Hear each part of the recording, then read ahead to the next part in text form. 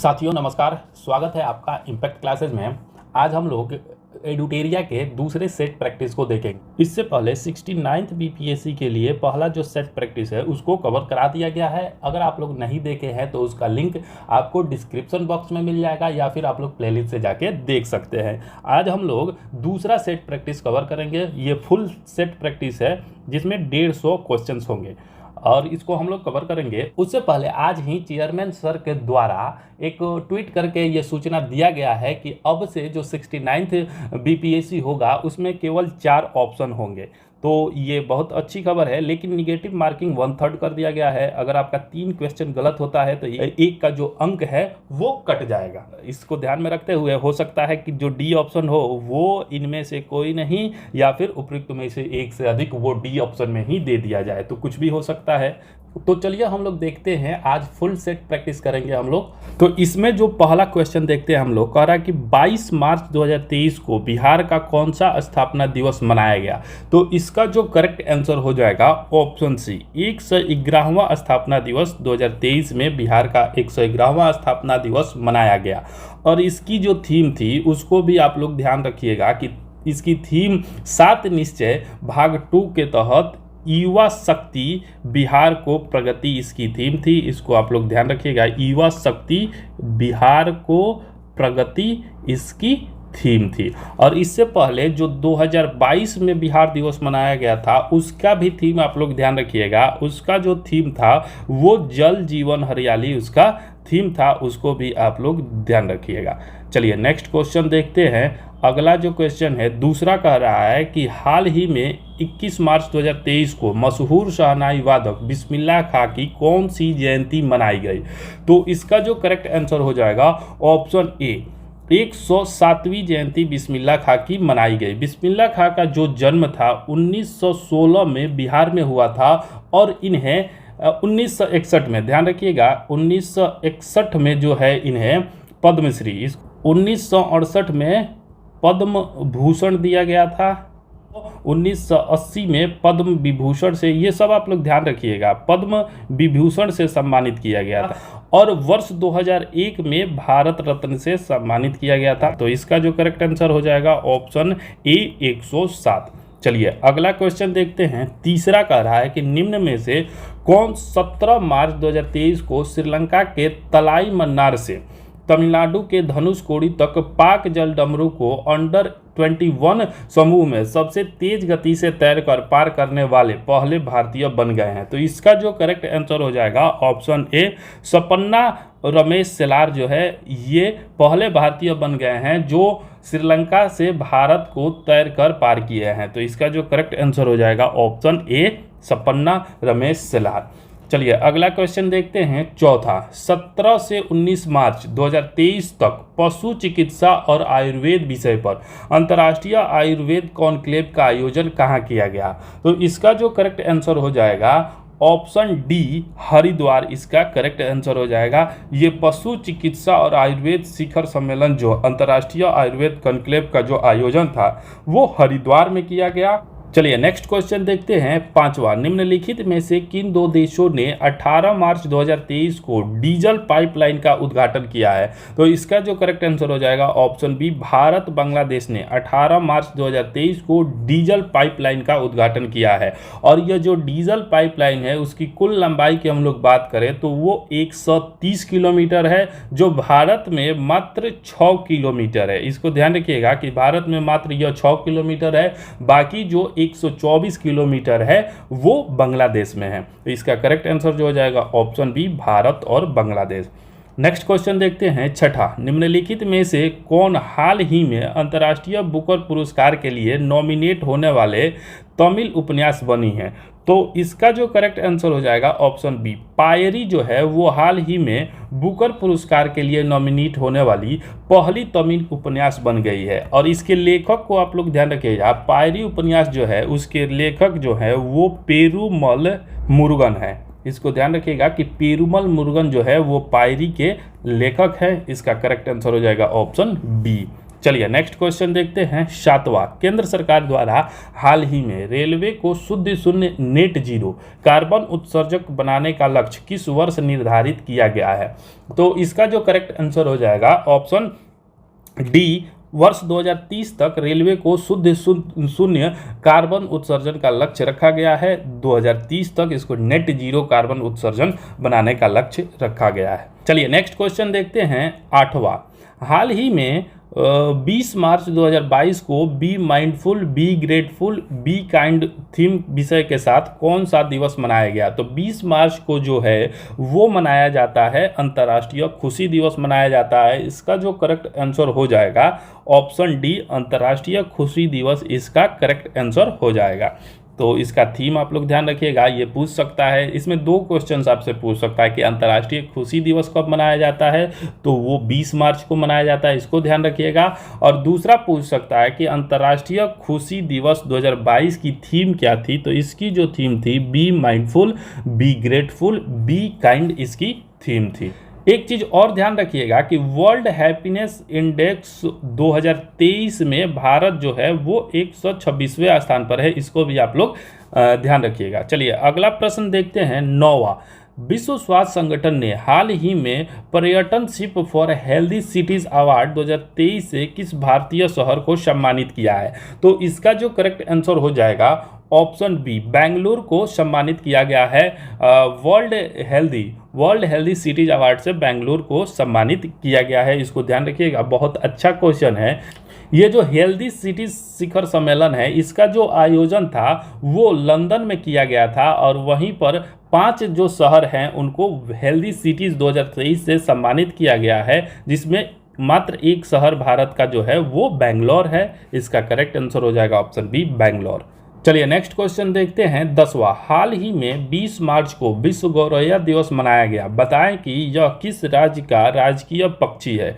तो गौरैया जो है वो बिहार का, ध्यान रखिएगा कि यह बिहार का राजकीय पक्षी है और यह विश्व गौरैया दिवस जो है वो वर्ष 2010 से प्रति वर्ष 20 मार्च को मनाया जाता है, इसको भी आप लोग ध्यान रखिएगा। और विश्व गौरैया दिवस 2023 की थीम भी आप लोग ध्यान रखिएगा। इसकी जो थीम थी वो थी आई लव एस्पैरो, इसकी थीम थी। चलिए नेक्स्ट क्वेश्चन देखते हैं 11 नंबर। हाल ही में लिखित पुस्तक Bipin the man behind the uniform के लेखक निम्न में से कौन है? तो ये जो पुस्तक है ये जनरल बिपिन रावत, भारत के पहले CDS थे, उन पर लिखी गई पुस्तक है Bipin the man behind the uniform.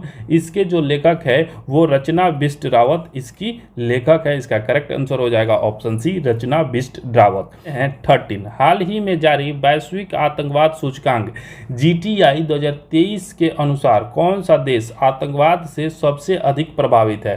तो इसका जो करेक्ट आंसर हो जाएगा ऑप्शन ए, अफगानिस्तान जो है वो आतंकवाद से सबसे अधिक प्रभावित है और भारत जो है इस सूचकांक में 13वें स्थान पर है, इसको ध्यान रखिएगा। और भारत की जो पॉइंट है, भारत को जो अंक मिला है 7.17 अंक मिला है, इसको भी आप लोग ध्यान में रख सकते हैं। चलिए अगला प्रश्न देखते हैं 14। हाल ही में भारत और किस देश द्वारा मिलकर अल मोहम्मद अल हिंदी 2023 संयुक्त अभ्यास का दूसरा संस्करण आयोजित किया जाएगा?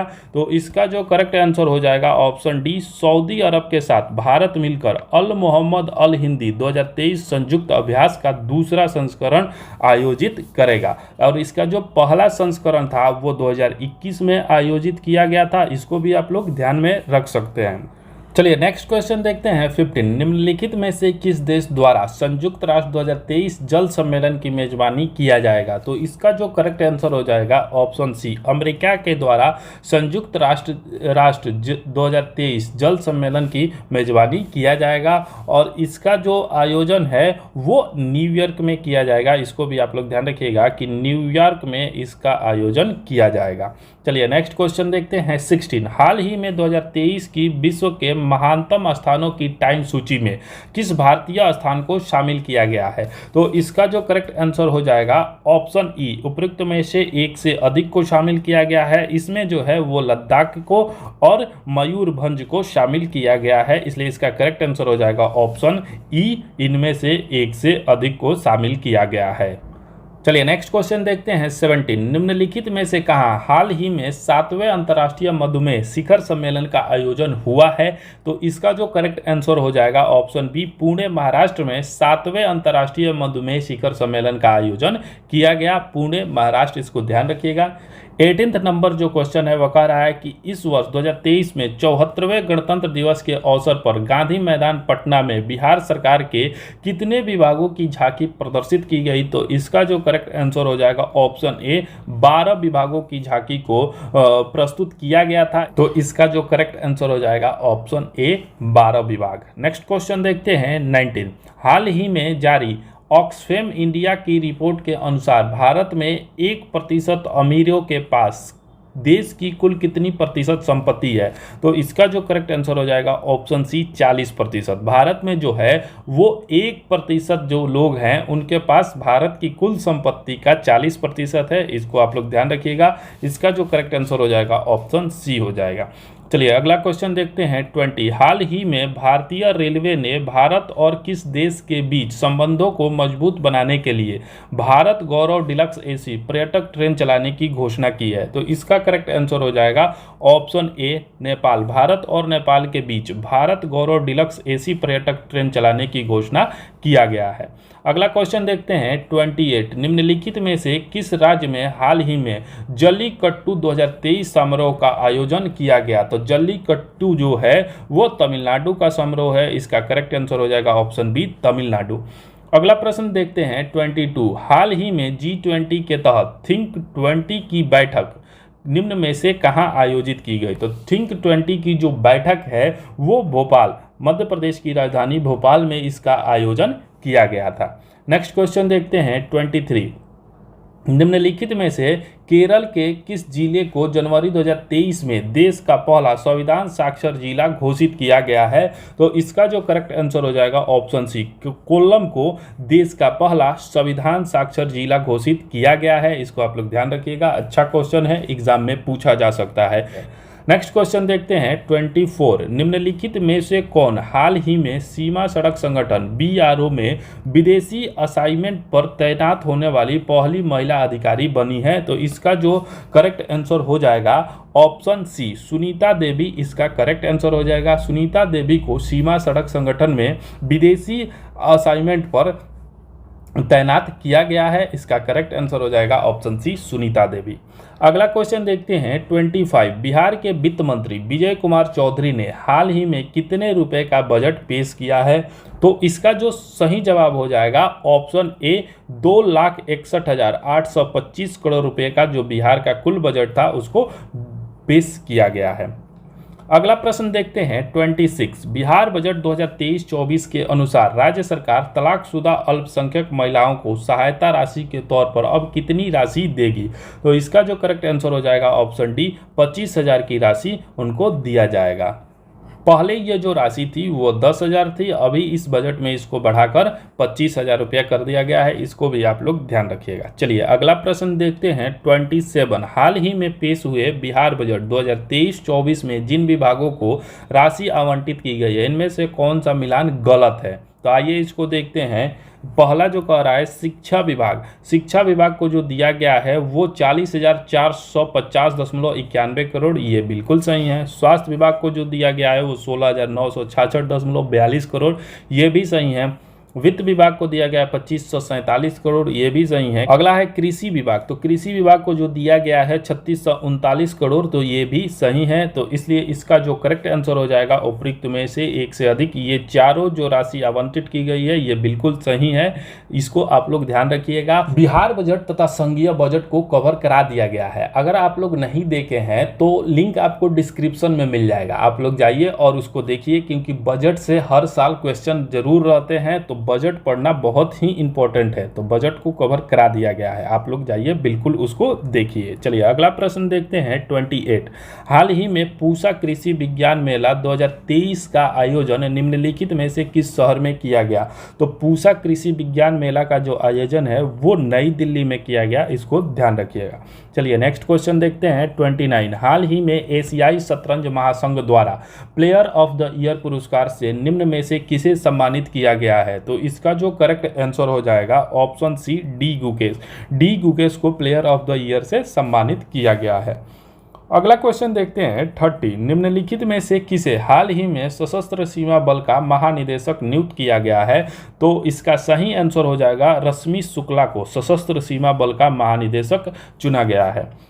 नेक्स्ट प्रश्न देखते हैं, प्रश्न संख्या है 38। फिनलैंड की बहुराष्ट्रीय संचार कंपनी नोकिया ने हाल ही में कितने वर्षों के बाद अपने लोगो में बदलाव किया है? तो यह जो है वो 60 वर्षों के बाद अपने लोगो में बदलाव किया है।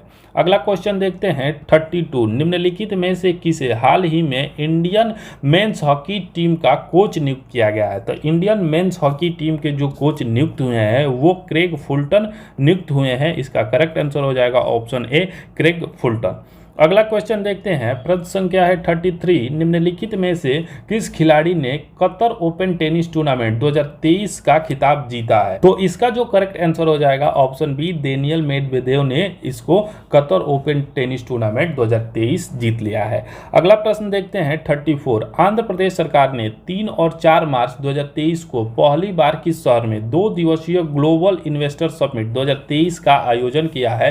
तो इसका सही जवाब हो जाएगा ऑप्शन डी, विशाखापट्टनम। विशाखापट्टनम में आंध्र प्रदेश सरकार के द्वारा पहली बार ग्लोबल इन्वेस्टर समिट का आयोजन किया गया। नेक्स्ट क्वेश्चन देखते हैं 35। निम्नलिखित में से कहां हाल ही में पहला बोडोलैंड अंतर्राष्ट्रीय ज्ञान महोत्सव का आयोजन किया गया? तो ये जो बोडोलैंड अंतर्राष्ट्रीय ज्ञान महोत्सव का आयोजन है वो कोकराझार असम में किया गया। इसको ध्यान रखिएगा कि बोडोलैंड अंतर्राष्ट्रीय ज्ञान महोत्सव का आयोजन जो है वो कोकराझार असम में किया गया था। अगला क्वेश्चन देखते हैं 36। हाल ही में आई IMF की रिपोर्ट के अनुसार किस देश में 2023 में वैश्विक विकास में 15% योगदान देने की क्षमता है? तो इसका करेक्ट आंसर हो जाएगा ऑप्शन सी, भारत। इसको ध्यान रखिएगा, बहुत अच्छा क्वेश्चन है। ये जो वैश्विक विकास में 15% योगदान देने की क्षमता है वो भारत के पास है। नेक्स्ट क्वेश्चन देखते हैं 37। हाल ही में बिहार का नया DGP director general of police किसे नियुक्त किया गया है? तो इसका जो करेक्ट आंसर हो जाएगा ऑप्शन ए, राजविंदर सिंह राठी को बिहार का नया DGP नियुक्त किया गया है। इससे पहले जो बिहार के DGP थे वो SK सिंघल थे, उनके स्थान पर राजविंदर सिंह RS भाटी को बिहार का DGP नियुक्त किया गया है। चलिए अगला क्वेश्चन देखते हैं 38। फीफा वर्ल्ड कप 2022 का खिताब निम्नलिखित में से किस देश ने जीता? तो फीफा वर्ल्ड कप जो है उसका जो खिताब है वो अर्जेंटीना ने जीता, फ्रांस को हराकर। इसको ध्यान रखिएगा कि अर्जेंटीना ने फ्रांस को हराकर जीता और इसका जो आयोजन था वो भी पूछा जा सकता है, तो वो कतर में किया गया था। इसको भी आप लोग ध्यान रखिएगा। चलिए नेक्स्ट क्वेश्चन देखते हैं 39। हाल ही में दिसंबर 2022 में दृष्टिबाधित क्रिकेट T20 विश्व कप का फाइनल मुकाबला किस टीम ने जीता? इसका सही जवाब हो जाएगा ऑप्शन सी, भारत। भारत ने दृष्टिबाधित क्रिकेट T20 विश्व कप जीता है और इसके जो ब्रांड एम्बेसडर थे वो युवराज सिंह को बनाया गया था। इसको भी आप लोग ध्यान रखिएगा। चलिए नेक्स्ट क्वेश्चन देखते हैं 40। भारतीय मूल के लियो वारडकर दूसरी बार किस देश के प्रधानमंत्री चुने गए हैं? तो ये लियो वारडकर जो हैं वो आयरलैंड के दूसरी बार प्रधानमंत्री चुने गए हैं, इसलिए इसका जो करेक्ट आंसर हो जाएगा option C, Ireland. Next question देखते हैं 41। भारत की संविधान में समवर्ती सूची की अवधारणा कहां से ग्रहित की गई है? तो समवर्ती सूची जो है वो ऑस्ट्रेलिया के संविधान से लिया गया है। इसको ध्यान रखिएगा। समवर्ती सूची जो है, भारत में 3 प्रकार की सूचियां हैं, संघ सूची, राज्य सूची और समवर्ती सूची। समवर्ती सूची जो है उस पर कानून बनाने का अधिकार दोनों को प्राप्त है, राज्य को और संघ को। लेकिन अगर विवाद होता है तो संघ का जो कानून है वो प्रभावी होता है। इसमें 2-3 विषय जो प्रमुख है वो शिक्षा है और वन है। शिक्षा वन जो है वो समवर्ती सूची का विषय है, ये एग्जाम में पूछा जाता है। चलिए नेक्स्ट क्वेश्चन देखते हैं 42। निम्नलिखित में से कौन सी जोड़ी सुमेलित है? तो आइए इसको देखते हैं। ऑप्शन ए कह रहा है महाधिवक्ता। तो महाधिवक्ता का जो अनुच्छेद है वो 165 में महाधिवक्ता का वर्णन किया गया है और भारत के जो वर्तमान में महाधिवक्ता है वो तुषार मेहता है। इसको अगला ऑप्शन कह रहा है कि संघ लोक सेवा आयोग। तो ये अनुच्छेद 332 में में नहीं है, संघ लोक सेवा आयोग जो है वो 315 अनुच्छेद में है। भारत का जो सर्वोच्च न्यायालय है वो 318 में नहीं है, वो 124 में सर्वोच्च न्यायालय के गठन का प्रावधान किया गया है। नेक्स्ट कह रहा है कि भारत का निर्वाचन आयोग अनुच्छेद 324, तो ये सही है, इसलिए इसका सही जवाब हो जाएगा ऑप्शन डी। नेक्स्ट क्वेश्चन देखते हैं 43। संविधान के कौन से भाग में पंचायती राज से संबंधित प्रावधान सम्मिलित है? तो पंचायती राज से संबंधित जो प्रावधान है वो भाग 9 में किया गया है, तो इसका करेक्ट आंसर जो हो जाएगा ऑप्शन ई, इनमें से कोई नहीं। चलिए नेक्स्ट क्वेश्चन देखते हैं 44। भारतीय संविधान की प्रस्तावना में पंथ निरपेक्ष शब्द किस संविधान संशोधन के द्वारा जोड़ा गया? तो इसका जो करेक्ट आंसर हो जाएगा ऑप्शन बी, 42वें संविधान संशोधन के द्वारा 3 शब्द को जोड़ा गया था।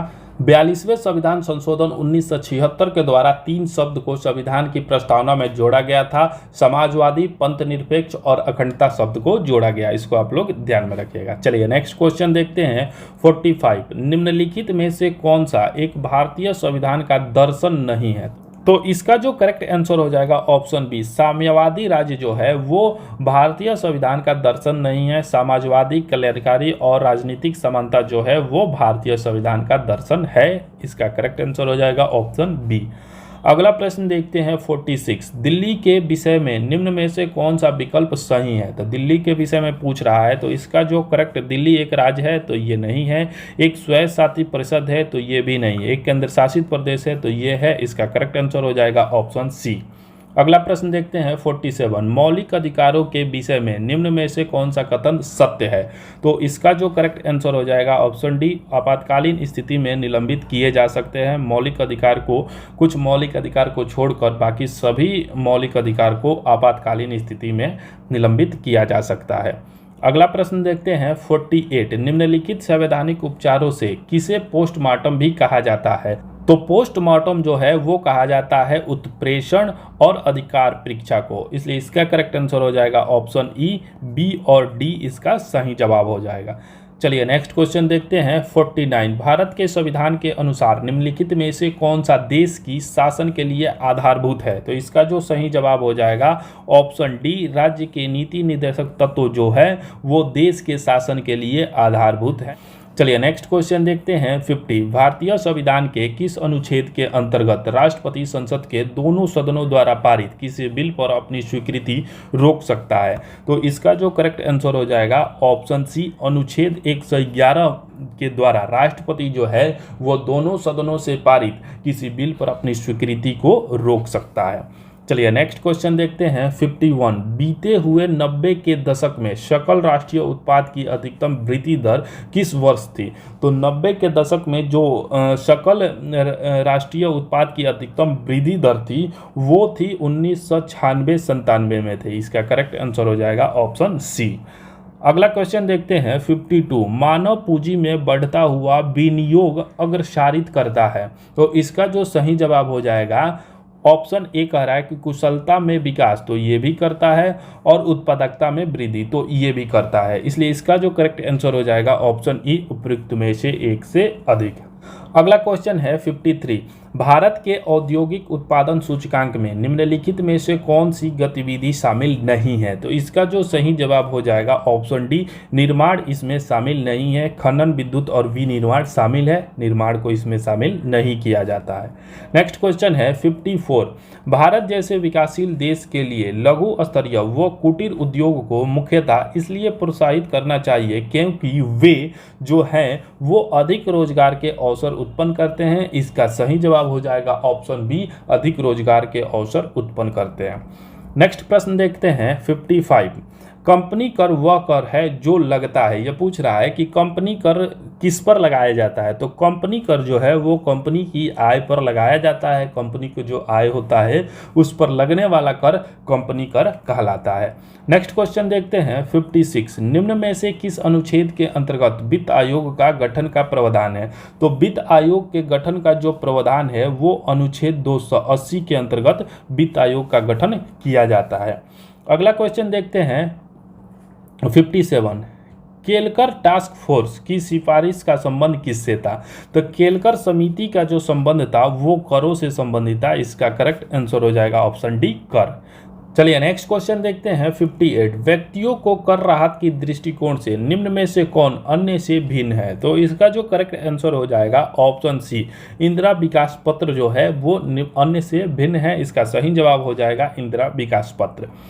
अगला प्रश्न देखते हैं 59। योजना आयोग कैसी संस्था है? तो इसका जो करेक्ट आंसर हो जाएगा ऑप्शन बी, सलाहकारी संस्था है। योजना आयोग जो है एक सलाहकारी संस्था है। योजना आयोग की जो स्थापना थी वो 15 मार्च 1950 को किया गया था और अब इसको समाप्त कर दिया गया और इसके स्थान पर जो नीति आयोग की स्थापना की गई जो 1 जनवरी 2015 को अस्तित्व में आया। इसको ध्यान रखिएगा, ये एग्जाम में पूछा जाता है।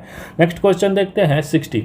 इंडिया विजन 2020 किसके द्वारा तैयार किया गया था? तो इंडिया विजन 2020 जो है वो एसपी गुप्ता समिति के द्वारा से तैयार किया गया था। इसको भी आप लोग ध्यान रखिएगा, अच्छा क्वेश्चन है। नेक्स्ट क्वेश्चन देखते हैं 61। डॉल्फिन निम्नलिखित में से किस वर्ग में वर्गीकृत किया जाता है? तो डॉल्फिन जो है वो स्तनी के अंतर्गत आता है। इसका करेक्ट आंसर हो जाएगा ऑप्शन सी, स्तनी। नेक्स्ट क्वेश्चन देखते हैं 62। अफीम का वनस्पतिक नाम क्या है?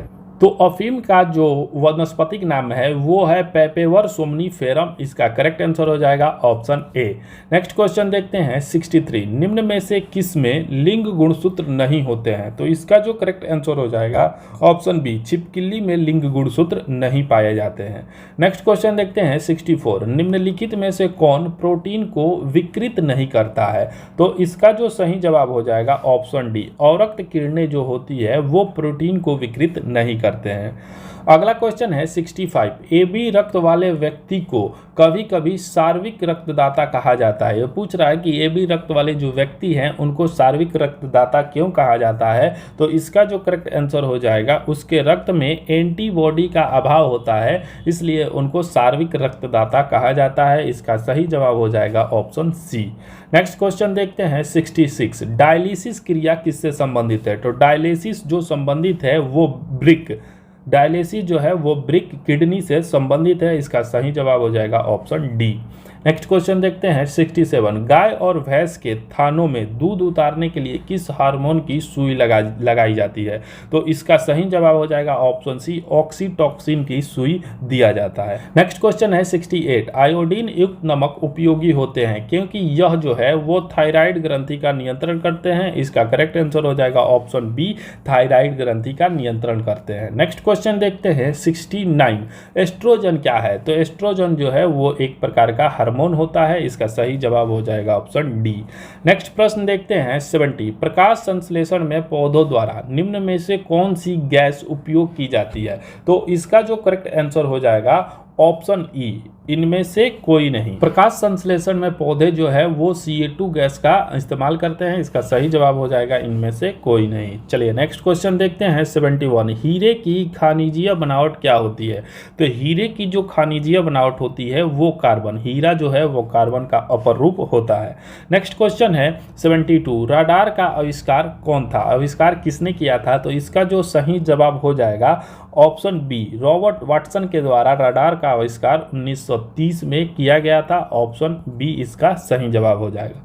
अगला प्रश्न देखते हैं 73। निम्नलिखित में से कौन एक अणुपरमाणु कण नहीं है? तो इसका सही जवाब जो हो जाएगा वो ड्यूटन, ड्यूटन जो है वो अणुपरमाणु कण नहीं होता है। नेक्स्ट क्वेश्चन देखते हैं 74। मोनाजाइट किसका अयस्क है? तो मोनाजाइट जो होता है वो थोरियम का अयस्क होता है। इसका सही जवाब हो जाएगा option C, thorium. Next question देखते हैं 75। स्टेनलेस स्टील में कितना कार्बन होता है? तो स्टेनलेस स्टील में जो होता है वो 0.1 से 2% कार्बन की मात्रा स्टेनलेस स्टील में होती है।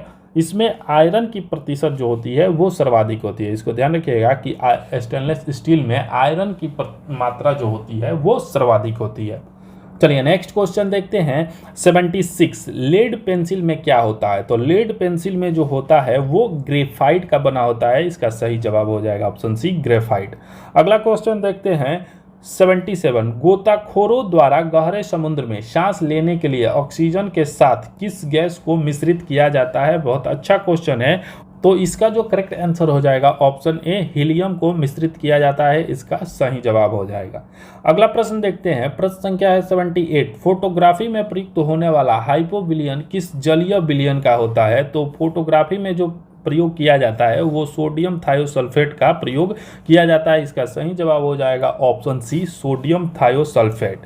नेक्स्ट क्वेश्चन देखते हैं 79। टेफ्लॉन निम्नलिखित में से किस एकलक का बहुलक है? तो टेफ्लॉन जो होता है वो पॉलीटेट्राफ्लूरोएथिलीन का बहुलक होता है। इसका सही जवाब हो जाएगा ऑप्शन ए, पॉलीटेट्राफ्लूरोएथिलीन का बहुलक जो होता है वो टेफ्लॉन होता है। अगला प्रश्न देखते हैं 80।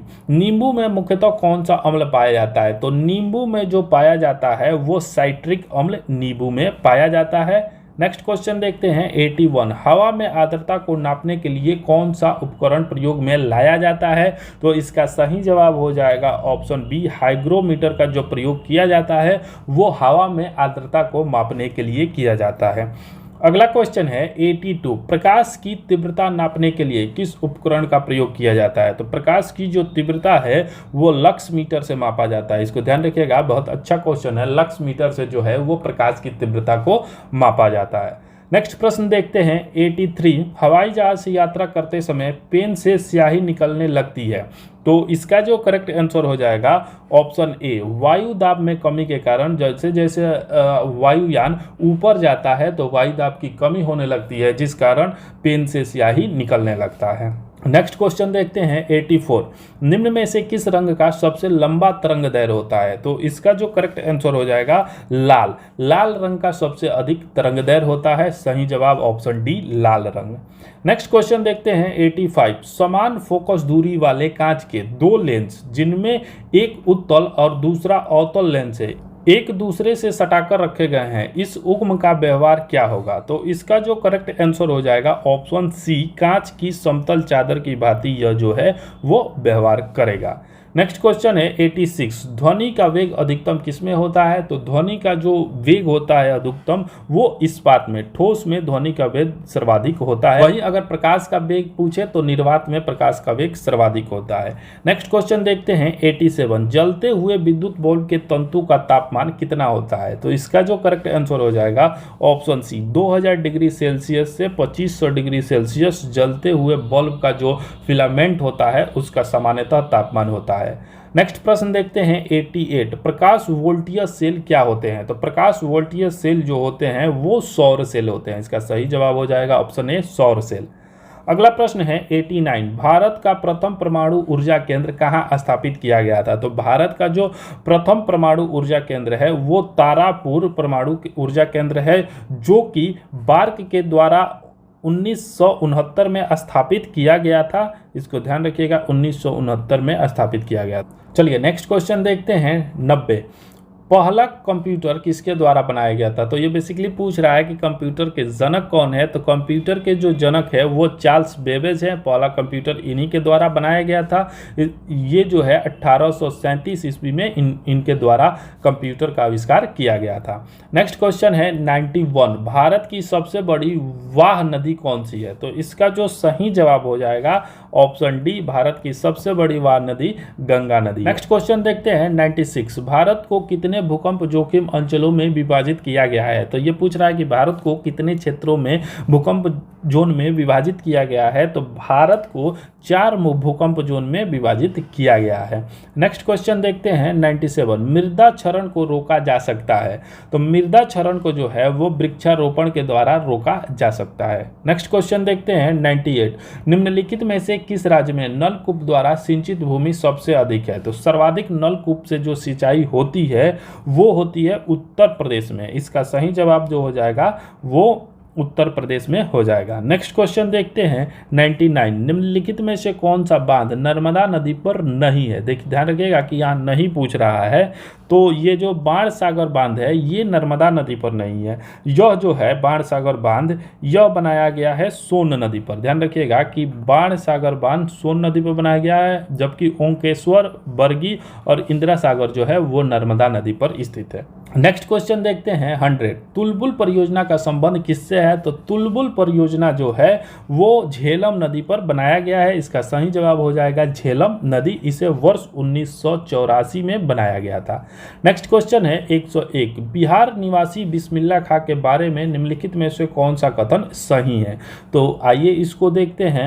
ऑप्शन ए कह रहा है कि बिहार गौरव सम्मान से सम्मानित किए गए थे, तो ये बिल्कुल सही है। ऑप्शन बी कह रहा है भारत रत्न से सम्मानित किए गए थे, तो ये भी सही है। वर्ष 2001 में इनको भारत रत्न से सम्मानित किया गया था। शहनाई वादन में श्रेष्ठतम है, तो ये भी सही है। नेक्स्ट कह रहा है कि उन्होंने 8 शादियां की थी, तो ये गलत है। इसका जो करेक्ट आंसर हो जाएगा ऑप्शन ई उपरोक्त में से एक से अधिक सही है। नेक्स्ट क्वेश्चन देखते हैं 102। मगध की आरंभिक राजधानी निम्नलिखित में से कहाँ थी? तो मगध की जो आरंभिक राजधानी थी तो ये राजगीर थी। इसका सही जवाब हो जाएगा option A Rajgir. Next question देखते हैं 103। बिहार में असहयोग आंदोलन के दौरान विदेशी वस्त्र बहिष्कार कार्यक्रम कहां पर विशेष ध्यान दिया गया था? तो इसका जो सही आंसर हो जाएगा ऑप्शन बी भागलपुर। इसको बिल्कुल ध्यान में रखिएगा, ये पूछा जा सकता है कि असहयोग आंदोलन के दौरान विदेशी वस्त्र बहिष्कार का जो कार्यक्रम था वो भागलपुर में चलाया गया था। अगला क्वेश्चन है 104। भारत की प्रथम राजधानी होने का श्रेय निम्नलिखित में से किसे प्राप्त है? तो भारत की जो प्रथम राजधानी थी वो पाटलिपुत्रा को प्राप्त है। इसका सही जवाब हो जाएगा option B Pataliputra. Next question देखते हैं 105। शुंग वंश के पतन के बाद मगध पर किस वंश का शासन स्थापित हुआ था?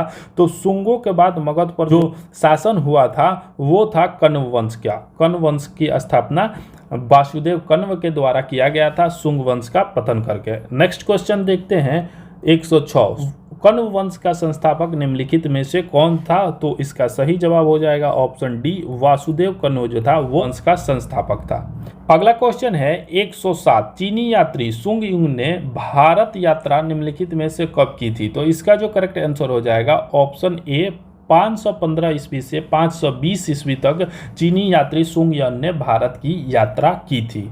नेक्स्ट क्वेश्चन है 108। गुप्त काल की एक सुंदर कार्तिकेय की मूर्ति किस जिले से प्राप्त हुई है? तो इसका सही जवाब हो जाएगा शाहबाद से इसको प्राप्त किया गया है। बिहार के शाहबाद जिले से इसे प्राप्त किया गया है। नेक्स्ट क्वेश्चन देखते हैं 109। निम्नलिखित में से मगध की कौन सी राजधानी पहाड़ियों से घिरी हुई थी? तो मगध की जो राजगीर राजधानी थी वो चारों तरफ से पहाड़ियों से घिरी हुई थी।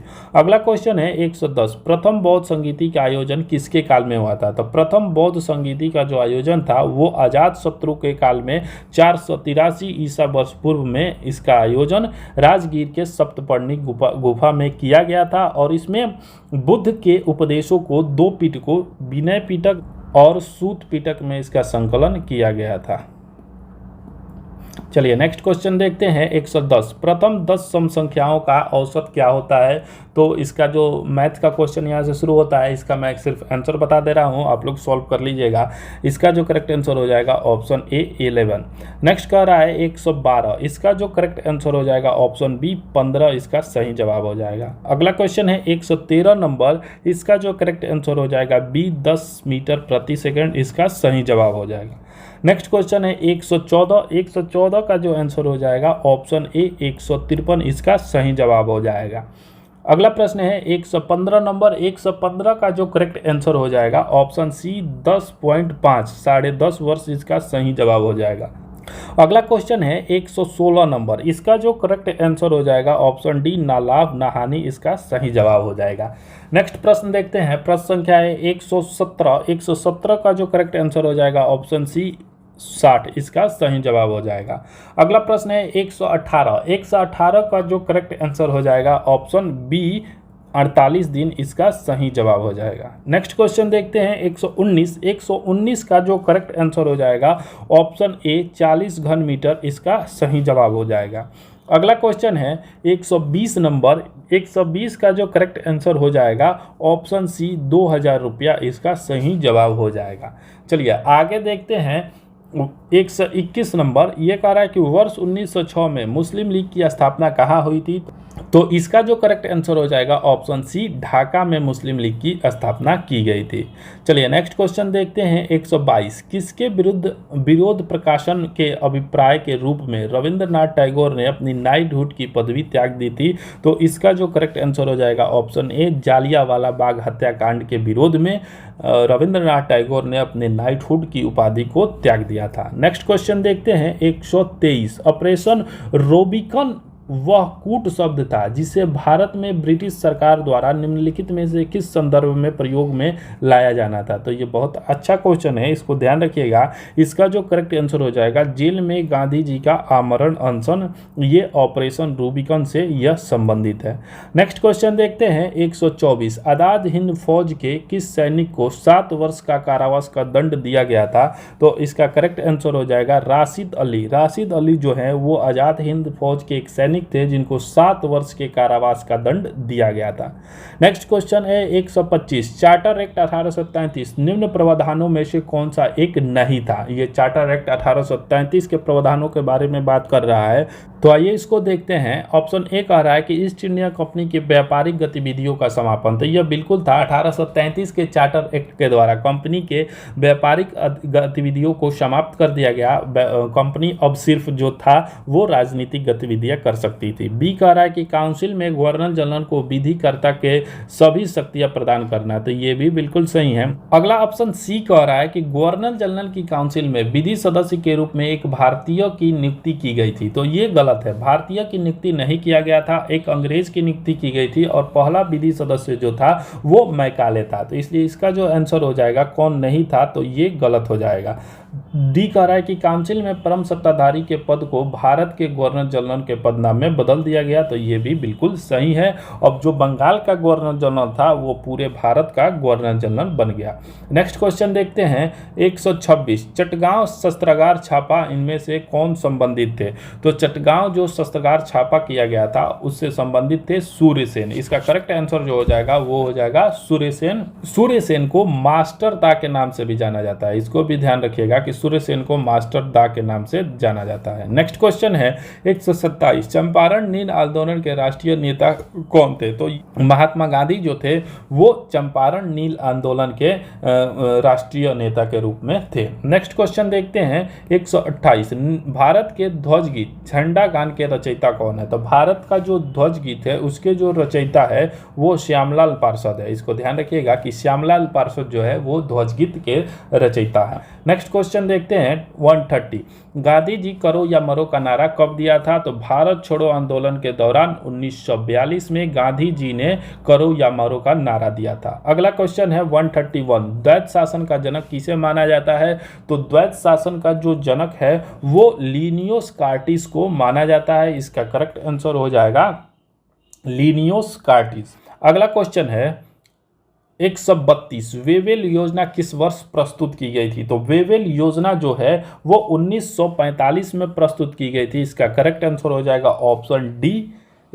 नेक्स्ट क्वेश्चन है 133। निम्नलिखित में से किस अधिनियम द्वारा ब्रिटिश ईस्ट इंडिया कंपनी का भारत में व्यापारिक एकाधिकार समाप्त कर दिया गया? तो इसका जो करेक्ट आंसर हो जाएगा ऑप्शन बी। 1813 के चार्टर एक्ट के द्वारा ब्रिटिश कंपनी का जो व्यापारिक एकाधिकार है समाप्त कर दिया गया और चीन और चाय के व्यापार को छोड़कर समाप्त किया गया था, इसको ध्यान रखिएगा। और पूर्ण रूप से जो व्यापारिक अधिकार है वो 1833 के चार्टर एक्ट में समाप्त कर दिया गया। नेक्स्ट क्वेश्चन देखते हैं। अगला जो क्वेश्चन कह रहा है 134। आचार्य विनोबा भावे किस आंदोलन में भाग लेने के लिए प्रथम बार गिरफ्तार हुए थे? तो इसका जो करेक्ट आंसर हो जाएगा सविनय अवज्ञा आंदोलन। सविनय अवज्ञा आंदोलन में भाग लेने के लिए जो विनोबा भावे को 1930 में गिरफ्तार किया गया था। नेक्स्ट क्वेश्चन है 135। अखिल भारतीय किसान सभा के प्रथम सत्र की अध्यक्षता किसने की थी?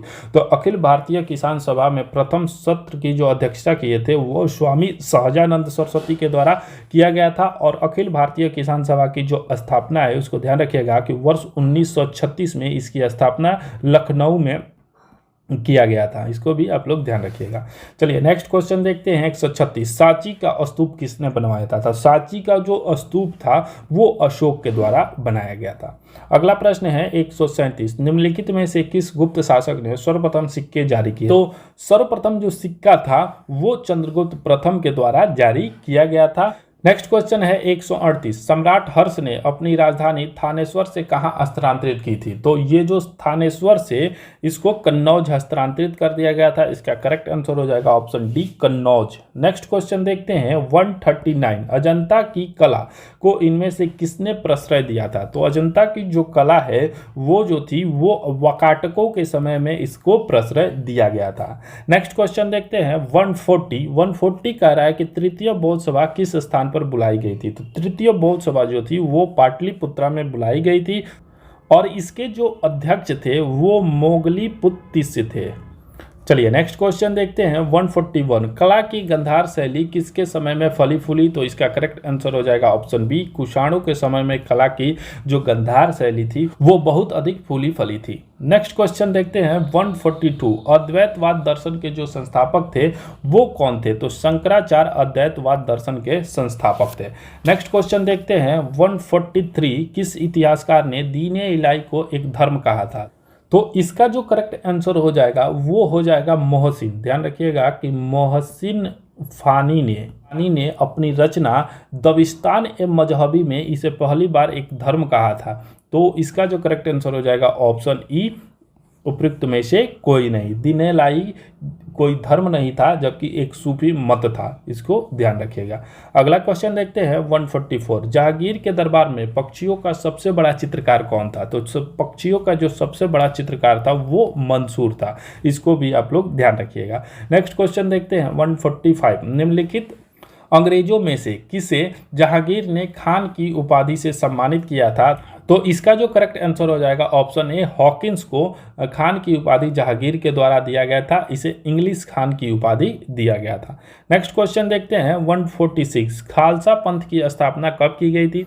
तो खालसा पंथ की जो स्थापना है वो 1699 में किया गया था। अगला क्वेश्चन है 147। मुगल चित्रकला किसके राज्यकाल में अपना प्रकाष्ठा पर पहुंच गई थी? तो मुगल चित्रकला जी थी वो जहांगीर के काल में अपनी प्रकाष्ठा पर पहुंच गई थी। नेक्स्ट क्वेश्चन जो है 168। न्याय दर्शन के संस्थापक कौन थे? तो न्याय दर्शन के जो संस्थापक थे वो गौतम को न्याय दर्शन का संस्थापक माना जाता है। अगला क्वेश्चन है 149। सिमुक निम्न वंशों में से किसका संस्थापक था? तो सिमुक ने सातवाहन वंश की स्थापना की थी, इसका करेक्ट आंसर हो जाएगा ऑप्शन ए, सातवाहन वंश। अगला और लास्ट क्वेश्चन है 150। नागर, द्रविड़ और बेसर क्या है? तो नागर द्रविड़ जो है वो भारतीय मंदिर वस्तु की 3 प्रमुख शैलियाँ है, इसका करेक्ट आंसर हो जाएगा ऑप्शन सी। यहाँ हमारा 150 क्वेश्चन कंप्लीट हुए। ये 69th BPSC से संबंधित सेट प्रैक्टिस चल रहा है, तो आप लोग हमारे चैनल इम्पैक्ट क्लासेस को लाइक करें, शेयर करें और सब्सक्राइब करें। चलिए धन्यवाद, मिलते हैं अगले वीडियो में फिर एक नए सेट के साथ। तब तक के लिए धन्यवाद, थैंक यू।